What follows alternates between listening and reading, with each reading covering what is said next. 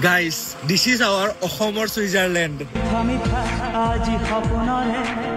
আমাৰ অসমতে যে সুইজাৰলেণ্ড আৰু পেহেলগামৰ নিচিনা ইমান ধুনীয়া একটা জায়গা আছে বহুতে হয়তো দাস নাপায় আৰু গৰমৰ দিনত যদি বন্ধুগীতিৰ লগত পিকনিক খাবা খুজিছ তাহলে এই জায়গা গজে একেবাৰে পাৰফেক্ট পিছে এই ভিডিওটো সেভ লাইক আৰু নিজৰ ফ্ৰেণ্ডছৰ লগত শেয়াৰ কৰি দিবা চাৰিচকীয়া গাড়ী লৈ গলে মাত্ৰ 200 টকাৰ এন্ট্ৰি ফিজ দিয়াৰ লগে লগে আপোনালোকে গোটেই দিনটো ইয়াতে এনজয় কৰিব পাৰিব গৰমৰ দিনত এই যে ঠাণ্ডা ঠাণ্ডা পানীৰ শীতলতাৰ আনন্দ উপভোগ কৰাৰ লগতে এই যে প্ৰাকৃতিক দৃশ্যবোৰ গোটেই দিনৰ এনজয়মেন্টৰ ফুল গ্যাৰান্টি